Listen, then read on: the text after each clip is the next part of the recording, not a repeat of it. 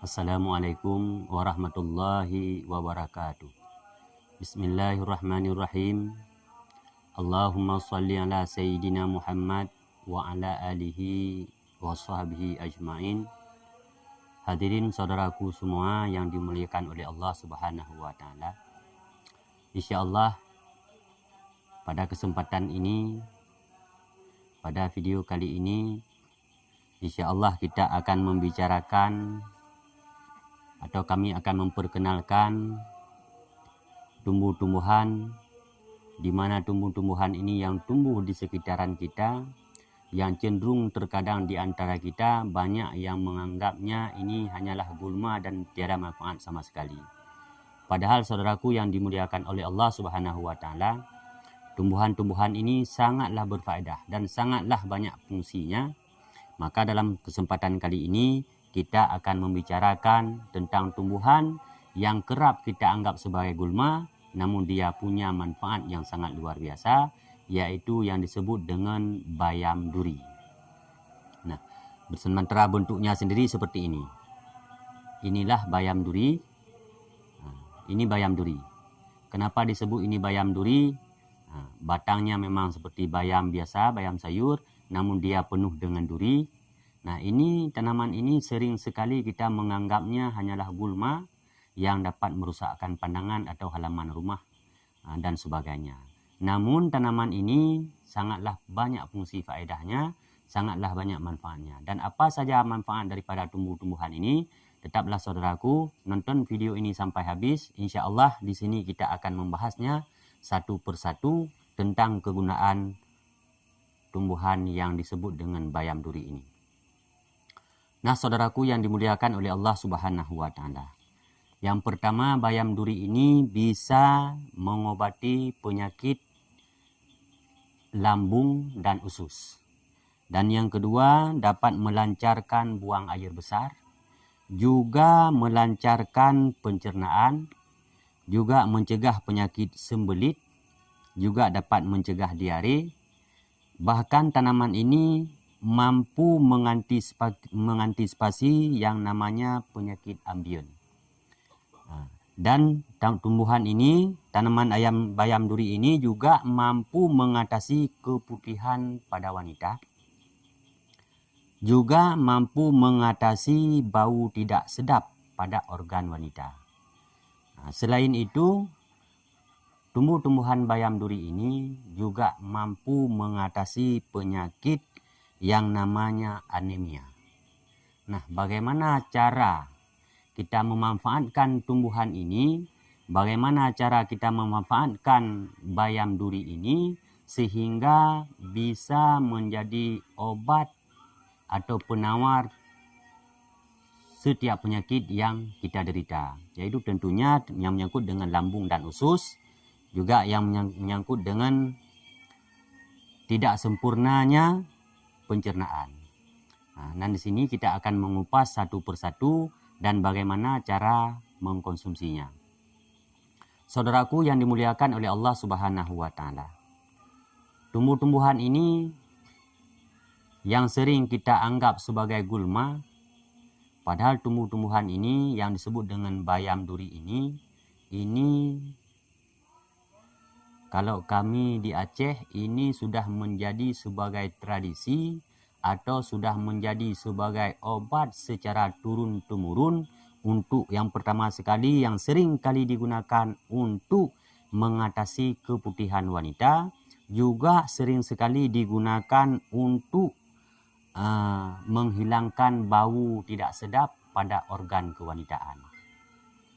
Nah, adapun caranya, tumbuh-tumbuhan bayam duri ini kalau untuk mengatasi lambung dan usus serta melancarkan buang air besar, juga melancarkan pencernaan, juga mencegah penyakit sembelit, diare dan untuk anti ambien, ini tumbuh-tumbuhan ini kita gunakan akarnya.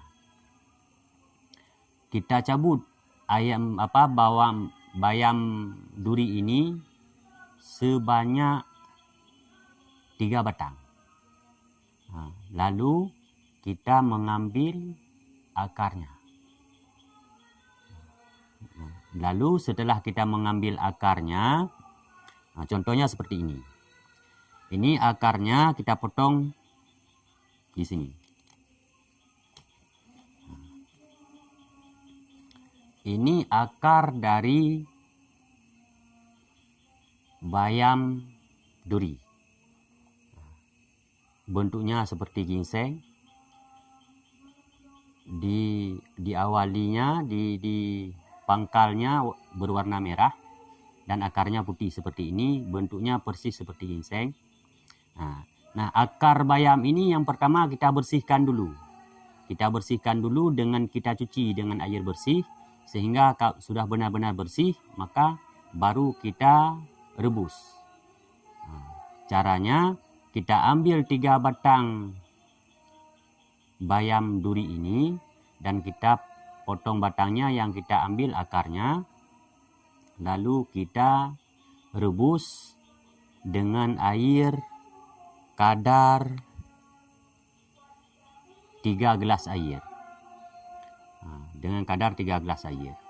Nah, setelah kita memasukkan air ke dalam panci dan kita rebus akar bayam duri ini, kemudian kita tunggu sampai mendidih.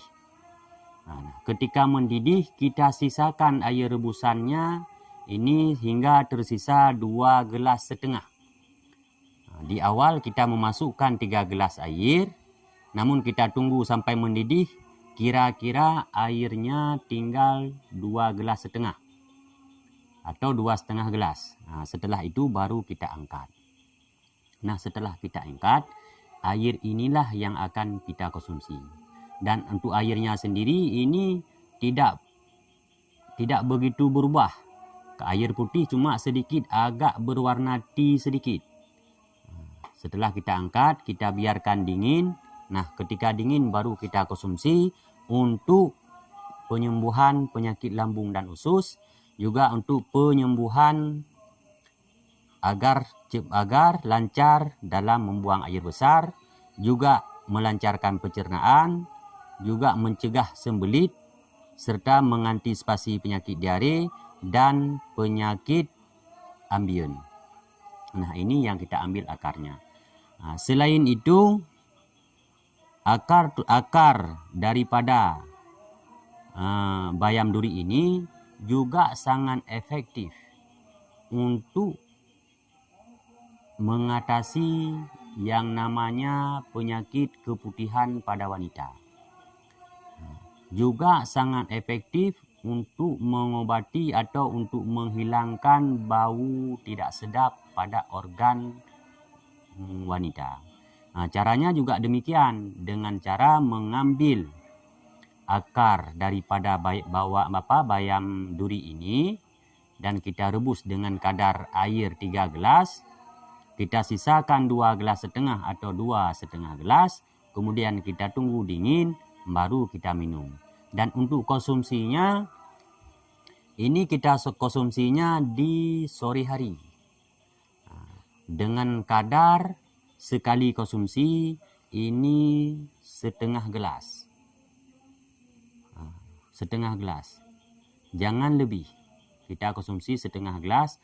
Kalau kurang sedikit bisa, tapi usahakan jangan lebih daripada setengah gelas untuk konsumsi pertama. Nah, setelah selanjutnya kita melihat bagaimana setelah kita konsumsi ini. Efek apa saja yang ada. Kalau misalnya merasa lebih baik, ini bisa kita tambahkan sedikit. Jangan langsung kita minum dalam keadaan banyak. Karena kita takut nanti bisa mengurangi kadar darah atau mengurangi tekanan darah. Karena kita belum sering mengkonsumsinya. Maka untuk yang pemula atau untuk yang pertama mengkonsumsi air rebusan daripada akar bayam duri ini kita konsumsi setengah gelas dulu. Setengah gelas. Setara seginilah. Setengah gelas.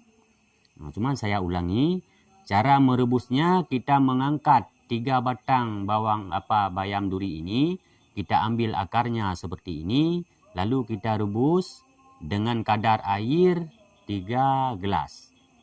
Dan kita tunggu sampai mendidih. Sisakan 2,5 gelas air, baru kita angkat. Nah, setelah kita angkat, kita tunggu sampai dingin atau sampai hangat. Cuma bagusnya kita minum di ketika hangat. Nah, air yang tersisa ini waktu kita rebus ada air 2,5 gelas. Sementara yang kita minum setengah gelas, masih tersisa 2 gelas lagi. Ini air yang tersisa 2 gelas lagi ini bisa kita minum untuk esok hari. Cuman sebelum minum, panaskan sebentar biar terasa hangat. Kenapa harus kita panaskan? Karena akar bayam yang kita rebus ini dalam keadaan masih basah. Nah, jadi kalau untuk esok harinya, ini airnya agak sedikit berubah, agak sedikit licin. Nah, jadi maka kita panaskan lagi supaya kembali segar. Namun kalau untuk biar bisa kita simpan dalam keadaan lama, ini akar bayam ini kita keringkan dulu. Setelah kita cabut bayam duri ini di halaman rumah atau di tempat lahan-lahan yang kosong. Nah, setelah kita ambil akarnya ini kita jemur dulu. Kita jemur kalau sudah kering. Ini kalau akar bayam duri yang sudah kering kita rebus, ini insya Allah bisa tahan lama. Nah, cuman kadarnya kalau 3 batang akar bayam duri, ini kita gunakan 2 gelas air saja karena kondisinya bayam sudah kering. Nah, ini tidak perlu kita tidak perlu kita tunggu sisa airnya berkurang. Cukup 2 kali mendidih, langsung angkat kalau prosesnya akar bayam ini dalam keadaan kering. Tapi kalau proses akar bayam ini dalam keadaan basah, seperti ini, bayam yang baru kita cabut, ini mesti kita biarkan dulu air rebusan hingga mengering. Dari 3 gelas menjadi 2,5 gelas. Nah, ini untuk mengatasi penyakit lambung dan usus dan untuk melancarkan buang air besar, juga untuk melancarkan pencernaan, untuk mencegah penyakit sembelit, untuk mencegah penyakit diare, juga anti penyakit ambien. Begitupun pula untuk mengatasi keputihan pada wanita, serta untuk mengatasi bau tidak sedap pada organ wanita. Nah, namun kalau bayam duri ini kalau kita ambilnya untuk mengobati penyakit anemia. Nah, ini kalau untuk anemia lain lagi. Kalau untuk anemia kita ambil akarnya seperti ini, kemudian kita ambil daunnya. Nah, kita ambil daunnya seperti ini. Nah, kita petik daunnya seperti ini.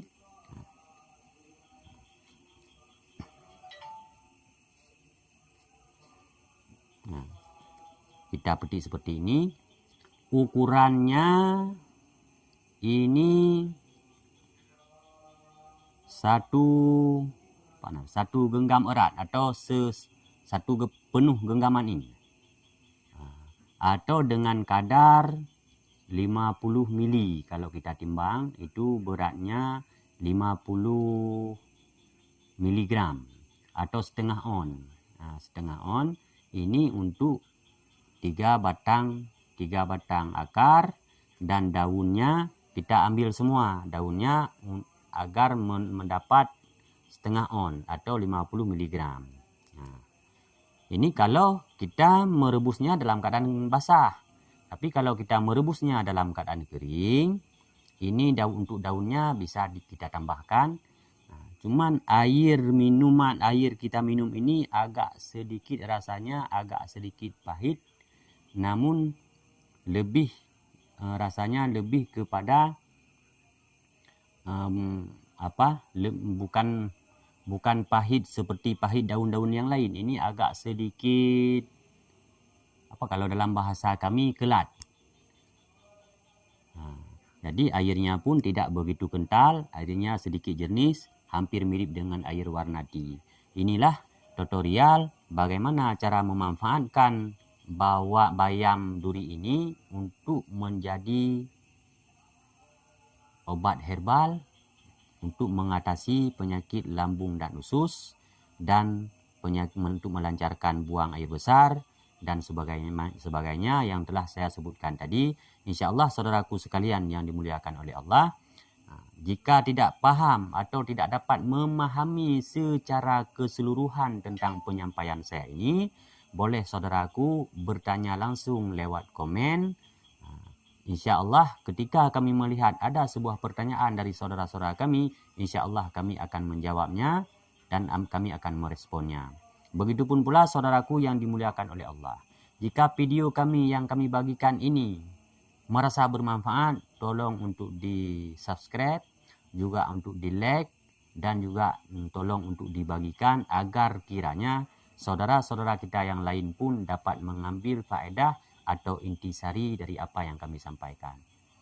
Karena pada dasarnya tujuan kami di sini hanyalah untuk saling berbagi ilmu, untuk saling berbagi pengetahuan, di mana tumbuh-tumbuhan yang tumbuh di sekitar kita, terkadang saudara-saudaraku tidak dapat mengenalinya. Tumbuhan ini untuk apa faedahnya, tumbuhan ini untuk apa fungsinya. Insya Allah lewat ajang YouTube ini kami akan selalu membahas tentang seputaran tanaman herbal yang tumbuh di pinggiran rumah kita, yang tumbuh di sekitar kita, yang bermanfaat untuk kesehatan kita sendiri. Nah, saudaraku yang dimuliakan oleh Allah Subhanahu wa Ta'ala, maka jika saudaraku merasa video ini bermanfaat, tolong di subscribe, juga dibagikan agar saudara-saudara kita yang lain juga dapat mengambil intisari dari apa yang kami sampaikan. Mungkin untuk kali ini, untuk video kali ini, hanya ini yang dapat kami sampaikan. Lebih dan kurang kami mohon maaf. Wassalamualaikum warahmatullahi wabarakatuh.